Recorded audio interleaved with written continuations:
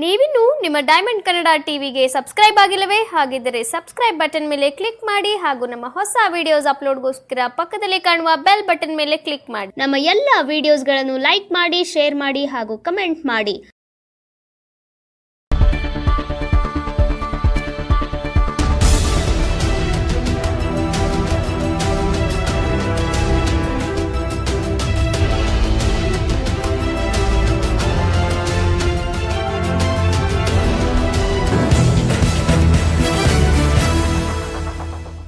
ಎಷ್ಟು ಮತಗಳಿದೆ ನಿಮ್ಮೂರಲ್ಲಿ? 1150. ಹೇಗೆ ನಡೀತದೆ ಸರ್ ಚುನಾವಣೆ? ಸರ್ ಚುನಾವಣೆ ಕಾಂಗ್ರೆಸ್ ಜಾಸ್ತಿ, ಯೋಗೇಶ್ವರ ಜಾಸ್ತಿ ಎಲ್ಲ ಒಂದು ಕಡೆ ಪ್ರತಿಷ್ಠೆ ಚುನಾವಣೆ ಆಗಿದೆ. ಪ್ರತಿಷ್ಠೆನೂ ಉಂಟು, ಹಾಂ ಜಾಸ್ತಿ ಇಲ್ಲ. ಯೋಗೇಶ್ವರ ಜಾಸ್ತಿ ಇರ್ತಾರೆ. ಅಭಿವೃದ್ಧಿ ಮೇಲೆ ಓಟ್ ಆಗ್ತಾಯಿದೆ. ನೀರಾವರಿ ಮಾಡೋದು, ಕೆಲಸಗಳೆಲ್ಲ ಮಾಡೋದು, ಅದರಿಂದ ಓಟ್ ಜಾಸ್ತಿ ಆಗ್ತದೆ. ಓಕೆ, ಏನು ಯೋಗೇಶ್ವರನ ಗೆಲ್ಲಿಸ್ಬೇಕು? ಯೋಗೇಶ್ವರ ಅಂತ ಸರ್ ಈಗ ಎಲ್ಲ ಕೆರೆಗೂ ನೀರು ತುಂಬಿದ್ದಾರೆ. ಈ ಚರ್ಪಣದಲ್ಲಿ 224 ಕೆರೆಗೆ ನೀರು ತುಂಬಿದ್ದಾರೆ. ಅಂಥ ಕೆಲಸ ಮಾಡೋದು ಕ್ಷೇತ್ರದಲ್ಲಿ ಯಾರು ಮಾಡಿಲ್ಲ ಸರ್. ಇಡೀ ನಮ್ಮ ಕರ್ನಾಟಕದಲ್ಲಿ 224 ಕೆರೆ ತುಂಬಿಸಿದ್ರು ಯಾರೂ ಇಲ್ಲ. ಅಂಥ ಕೆಲಸ ಮಾಡೋದು ಯೋಗೇಶ್ವರ.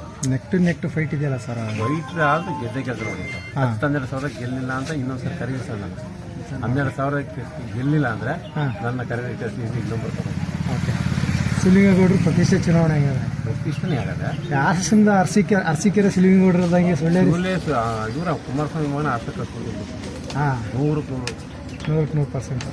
ಓಕೆ, ನಿಮ್ಮೂರಿನ ವಾತಾವರಣ ಎಲ್ಲ ನೋಡಿದ್ರೆ ಹೇಗೆ ಅನಿಸ್ತದೆ ಸುಳ್ಳೇರಿಂದ? ಸರ್ ನಮ್ಮ ಮೇಲೆ ನಾವು ಲೀಡ್ಬೋದು. ನಿಮ್ಮ 100-150 ನೀವೇನಾಗಿದ್ದೀರ ಸರ್ ಇವರಲ್ಲಿ? ಏನಿಲ್ಲ ಸರ್. ಊರಿನ ಮುಖಂಡರು, ಯೋಗೇಶ್ವರ ಪರಮಾಪ್ತರು.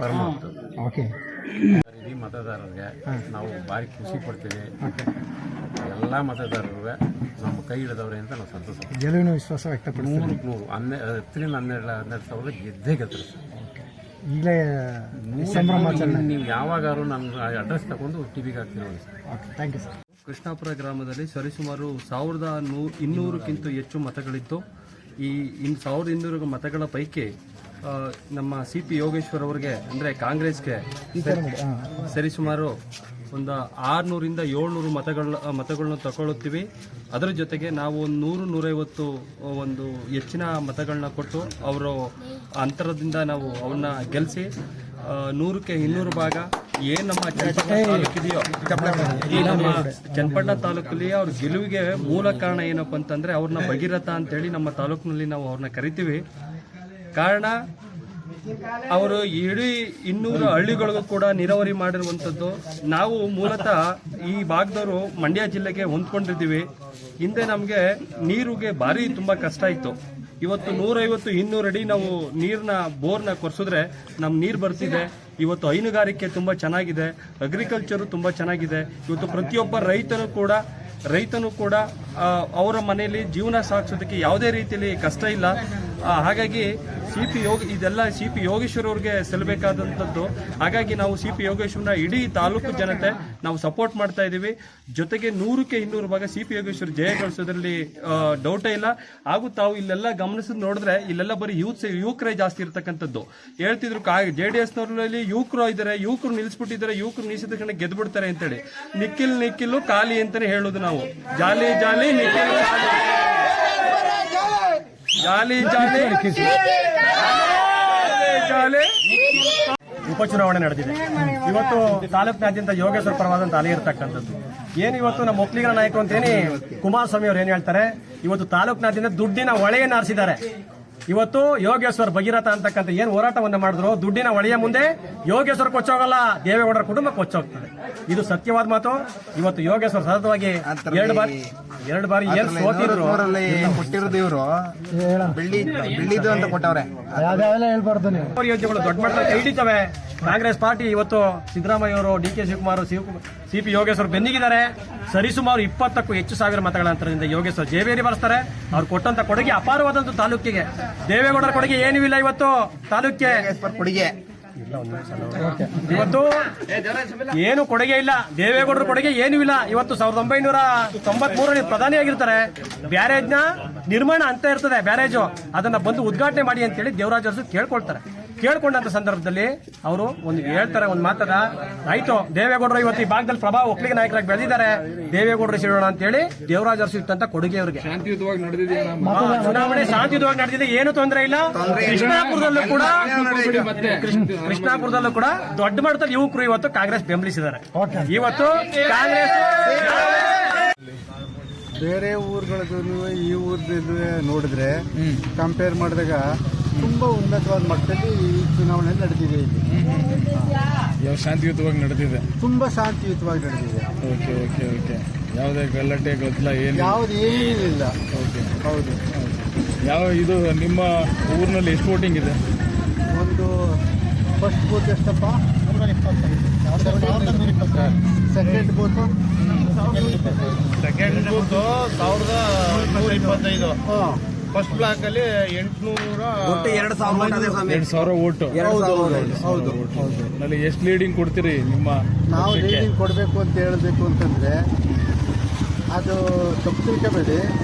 ಈ ನಾನೊಂದು ಹೇಳ್ಬೋದು, ಅದೊಂದು ಆಗ್ಬೋದು. ಅದ್ರ ಭವಿಷ್ಯ ಏನಿದ್ರು ರಿಸಲ್ಟ್ ಬಂದೇ ತಾನೆ ಅಲ್ವಾ? ಅದು ಸುಳ್ಳು ನಿಜ ನಾನು.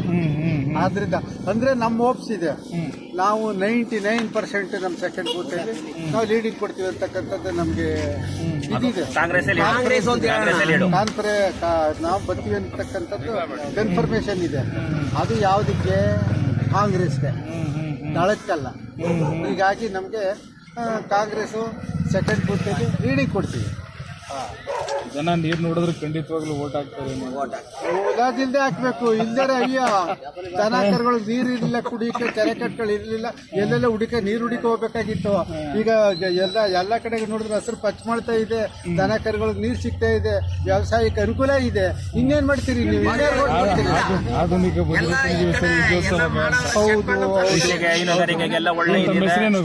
ಎಸ್ ಸಿದ್ದರಾಜ್ ಅಂದ್ಬಿಟ್ಟು. ಸಿದ್ದರಾಜು ಆಯ್ತು. ಥ್ಯಾಂಕ್ ಯು ಅಣ್ಣ. ನೀವೇನಾಗಿದೆ? ನಾವು PP ಯೋಗೇಶ್ವರ ಅವರಿಗೆ ಲೀಡ್ ಕೊಡ್ತಾ ಇದ್ದೀವಿ. ಏನಕ್ಕೆ ಲೀಡ್ ಕೊಡ್ತಾ ಇದ್ದೀವಿ ಅಂತಂದ್ರೆ, ಹಿಂದೆ ಬಸ್ ಸ್ಟ್ಯಾಂಡ್ನಲ್ಲಿ ಗೌರ್ಮೆಂಟ್ ಬಸ್ ಸ್ಟಾಪೇ ಆಗಿರ್ಲಿಲ್ಲ. ದಳದವರು ವರದೇಗೌಡರು 5-6 ಸರಿ ಗೆದ್ದಿದ್ದಾರೆ, ದೇವೇಗೌಡರು ಗೆದ್ದಿದ್ದಾರೆ. ನಮ್ಮ ಚನ್ನಪಟ್ಟಣ ಬಸ್ ಸ್ಟಾಪು ಜನ ಅಲ್ಲಿ ನಿಂತ್ಕೋಬೇಕಾರೆ, ಮಳೆ ಹುಯ್ತಾ ಇರ್ಬೇಕಾರೆ ಪಾಪ ಆ ಮರದ ನೆರಳಲ್ಲಿ ಈ ಮರದ ನೆರಳಲ್ಲಿ ನಿಂತ್ಕೋತಾ ಇದ್ರು. ಅಂತದ್ನ ಅವ್ರು ಏನ್ ಮಾಡಿದ್ರು, CP ಯೋಗೇಶ್ವರ ಅವ್ರು ಬಂದ ಮೇಲೆ ಬಸ್ ಸ್ಟಾಪ್ ಮಾಡಿಸೋದು ಆಯ್ತಲ್ವ.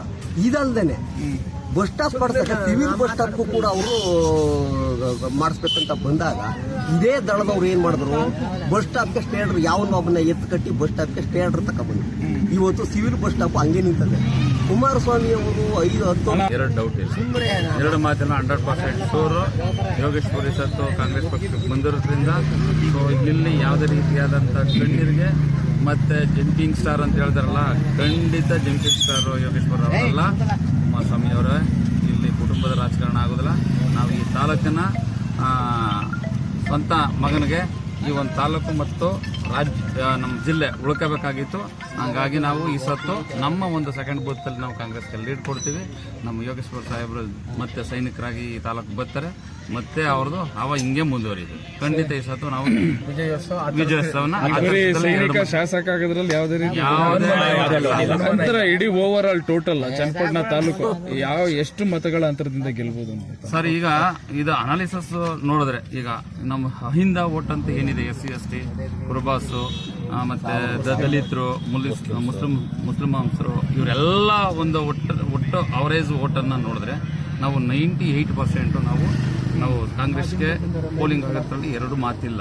ಆದರೆ ಇಲ್ಲಿ ಒಕ್ಕಲಿಗರ ಸಮುದಾಯದ ಓಟೆ 1,06,000 ಹೆಚ್ಚಾಗಿರೋದ್ರಿಂದ ಸೊ ನಮ್ಮ ಸಾಹೇಬರಿಗೆ ಕನಿಷ್ಠ ಪಕ್ಷ 50-50 ಆದರೂ ಕೂಡ ನಾವು 15,000 to 20,000 ಅಂತರದಲ್ಲಿ ನಮ್ಮ ಸೈನಿಕರು ಗೆಲ್ಲುತ್ತರಲ್ಲಿ ಯಾವುದೇ ರೀತಿಯಾದಂಥ ಅನುಮಾನವೇ ಬೇಡ. ನಿಮಗೆ ಸಾಹೇಬರು ಗೆದ್ದೇ ಗೆಲ್ತಾರೆ.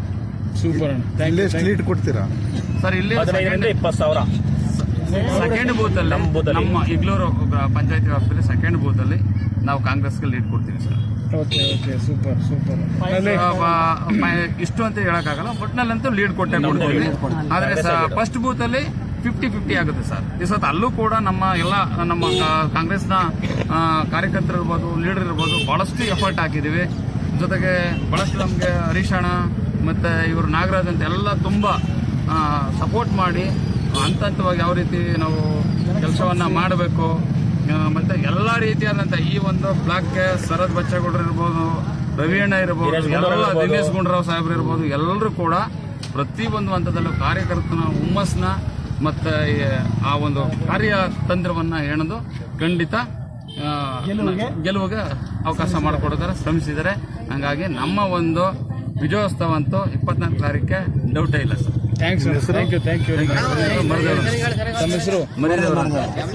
ಮರಿದೇವರು ಕಾಂಗ್ರೆಸ್ ಮುಖಂಡರು.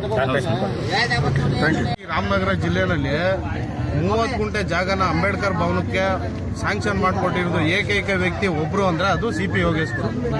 ಇಲ್ಲೇ ಕಣ್ಣು ಕಾಣಿಸ್ತಾ ಇದೆ, 7 ಎಕರೆ ಕಟ್ಟೆನ ಮುಚ್ಚಿ 30 ಗುಂಟೆ ಜಾಗನ ಅಂಬೇಡ್ಕರ್ ಭವನಕ್ಕೆ ನಮ್ಮ ದಲಿತ ಸಮುದಾಯಕ್ಕೆ ಇದು ಮಾಡಿ ಎಲ್ಲ ಹಾಸ್ಪಿಟ್ಲು, ಕಾಲೇಜು, ಹೈಸ್ಕೂಲು ಎಲ್ಲ ಸ್ಯಾಂಕ್ಷನ್ ಮಾಡಿಕೊಟ್ಟವರು ಅವರ ಅಧಿಕಾರ ಅವಧಿಯಲ್ಲಿ ಮಾನ್ಯ CP ಯೋಗೇಶ್ವರರವರು. ಅದರಿಂದ ನಾವೆಲ್ಲರೂ ಒಮ್ಮತವಾಗಿ CP ಯೋಗೇಶ್ವರ ಅವ್ರನ್ನ ಗೆಲ್ಲಿಸುವಂತ ಪ್ರಯತ್ನವನ್ನ ನಾವು ಅತ್ಯಧಿಕವಾಗಿ ಮಾಡಿದ್ದೀವಿ. ಗೆಲ್ಲುವುದರಲ್ಲಿ ಬೇರೆ ಮಾತಿಲ್ಲ ಸರ್. ಇದು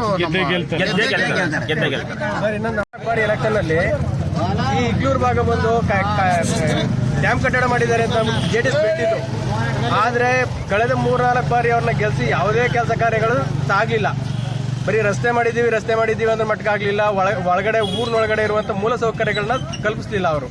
ಆದ್ರಿಂದ ಈಗ ಎಲ್ಲಾ ಪ್ರತಿಯೊಬ್ಬ ಜನರು ಅವರೇ ಮುಂದೆ ಬಂದು CP ಯೋಗೇಶ್ವರನ ಗೆಲ್ಲಿಸೋದ್ರಲ್ಲಿ ತುಂಬಾ ಮುನ್ನಡೆಯಾಗಿ ಅವರೇ ಬಂದಿದ್ದಾರೆ ಮುಂದೆ. ನಾವು ಹೋಗಿ ಮನೆ ಹತ್ರ ಕರೆಯೋದಲ್ಲ, ಅವರೇ ಮುಂದೆ ಬಂದಿದ್ದಾರೆ. ಆದ್ರಿಂದ ಈ ಬಾರಿ ನಾವು 100 ಪಟ್ಟು ಯಥೇಚ್ಛ ಮತ ಹಾಕಿದೀವಿ ಅಂತ ಅನ್ನೋದ್ರಲ್ಲಿ ಮಾತೆ ಬೇರೆ ಇದಿಲ್ಲ. ಈ ಸಾರಿ ನಾವು ಗೆದ್ದೇ ಗೆಲ್ತೀವಿ. ಆ ಹುಮ್ಮಸ್ಸು ನಮ್ಗೆ ಚೆನ್ನಾಗಿದೆ.